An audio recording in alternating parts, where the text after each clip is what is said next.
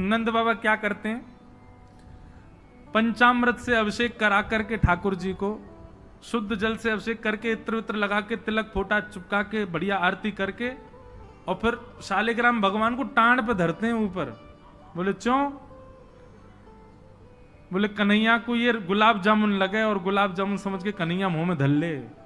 शालिग्राम भगवान ने कन्हैया को यूं लगे, बोले कि ये रोज रोज जय जय जो है का है, ये शालिग्राम जो है का है।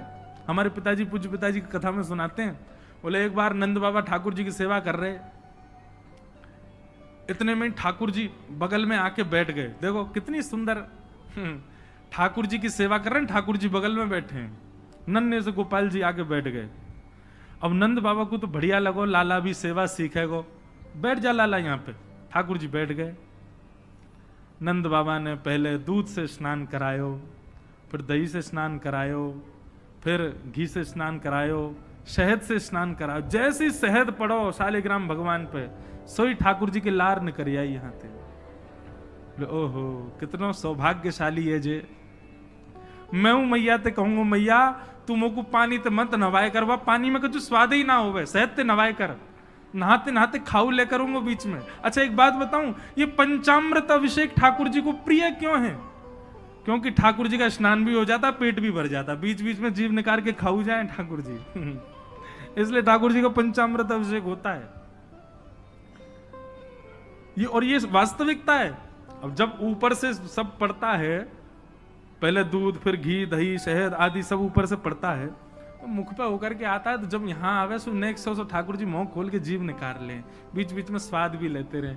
या हमारे पंचामृत अभिषेक ठाकुर जी को बड़ो प्रिय है, क्योंकि ठाकुर जी को स्वाद भी आ जाए और स्नान भी आ जाए। एक पंथ दो काज।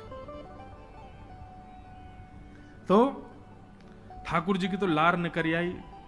ठाकुर जी बोले जय जय मीठो है गयो होगो, अब तो रस भरो है गयो होगो।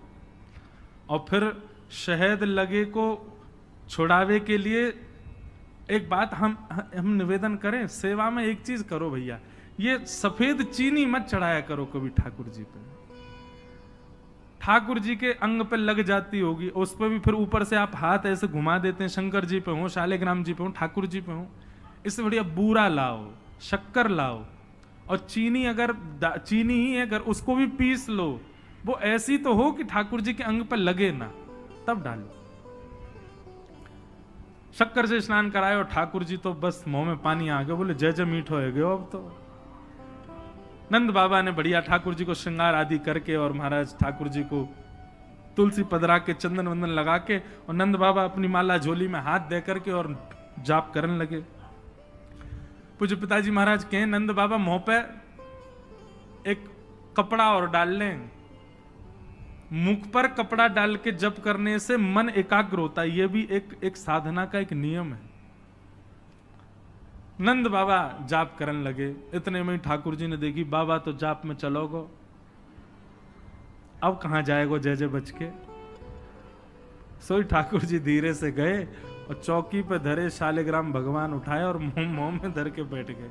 और जैसे कोई पान चूसता है, ऐसे ठाकुर जी यहां से चूस रहे हैं मुंह में धर के शालिग्राम जी को, और बैठ गए नंद बाबा के बगल में, आंख बंद करके। इनको ध्यान चल रहा है, बोले अभी जय जय बाहर बाहर ते चूस रहा हूं, नेक्स्ट देर में अंदर की मिठास आवेगी, शहद भीतर तक चलोगो, निकर नहीं रहो, और जोर जोर से चूस रहे हैं। इतने में बाबा की माला पूरी है।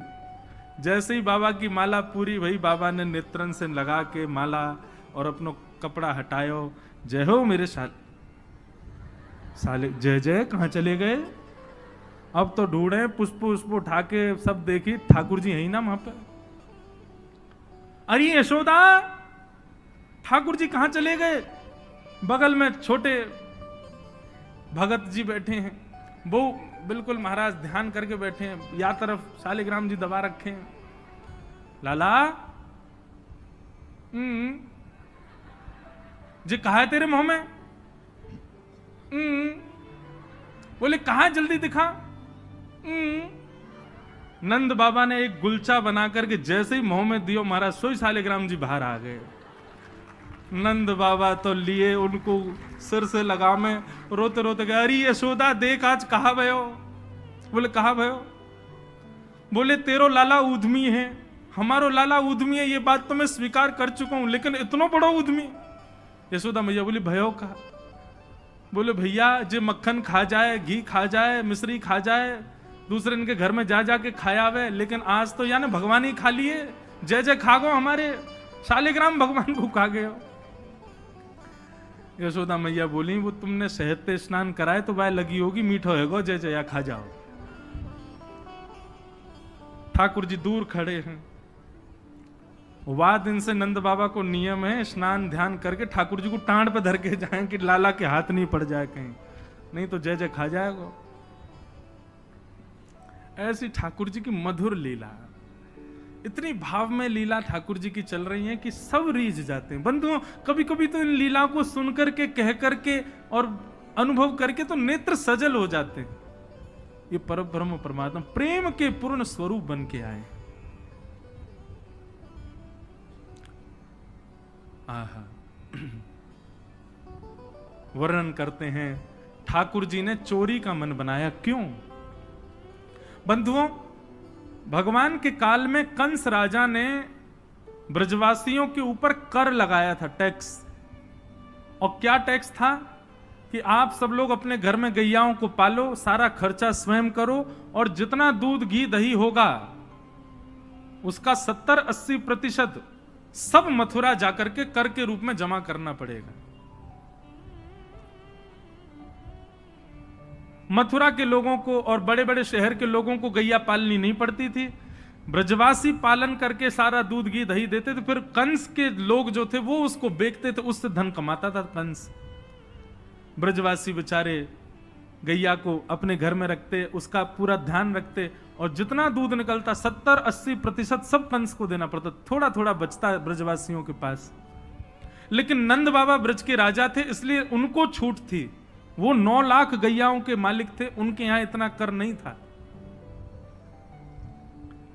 एक दिन ठाकुर जी सब ग्वाल बालों के संग खेल रहे थे, खेल खेल में ग्वाल बाल ने गिर गए तो रोने लगे। ठाकुर जी बोले अरे तुम दूध घी दही खावे वारे, ऐसे कब गिर जाओ? ठाकुर सब बोले लाला तू खावे दूध घी दही, हमें तो खावे कोई ना मिले, हफ्ता में एक बार मिले बस।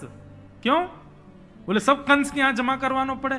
तब ठाकुर जी ने मन बनाया कि भैया ये दूध घी दही हमारो धन है, और ये साक्षात अमृत है, ये राक्षस के पास नहीं जाना चाहिए। सबने कही लाला कौन मारेगो तेरी बात है, कोई ना मानेगो, नेक्स्ट हो तू 3.5 बरस को तेरी बातन को कौन मानेगो? ठाकुर जी बोले बड़े है कि तो सबन को माननी पड़ेगी, लेकिन अभी से मुंह को रोक तो करनी पड़ेगी, तो क्या करें? तो बोले अभी बाल अवस्था है, राजी राजी नहीं मानते तो चोरी करके मानेंगे। सबके घरन से जब हम गौरस चोरी कर लेंगे तो फिर कंस को कहा देना पड़ेगा, कछु भी नहीं। कंस तो कह देंगे भैया चोरी है रही है हमारे यहाँ, चोर को ढूंढो, और चोर हमको ढूंढ ही ना पावेगो, कंस हमको ढूंढ ही ना पावेगो, तो हम चोरी करेंगे। सब ग्वाल बालन को ठाकुर जी ने सिखा पढ़ा दिया और ठाकुर जी ने चोरी करना प्रारंभ किया। सबसे पहले ठाकुर जी ने चोरी अपने घर में करी। यशोदा मैया ने वहां ठाकुर जी पकड़ लिए। सो ठाकुर जी बोले अपने घर में तो मिशन फेल भयो, अब गोपीन के घर में जानो शुरू करो।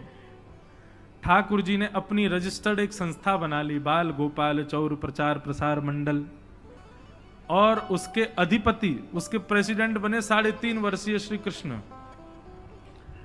जैसे ही कोई बालक ब्रजमंडल में जन्म लेता है, तो जैसे बालक जन्म लेता है तो रिश्तेदार नातेदार आते हैं, उसके बाद फिर आशीष देने वाली एक प्रजाति के लोग भी आते हैं, सब घरों में आते हैं।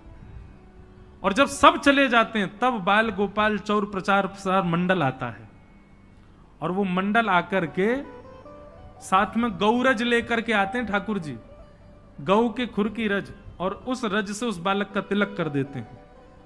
तिलक का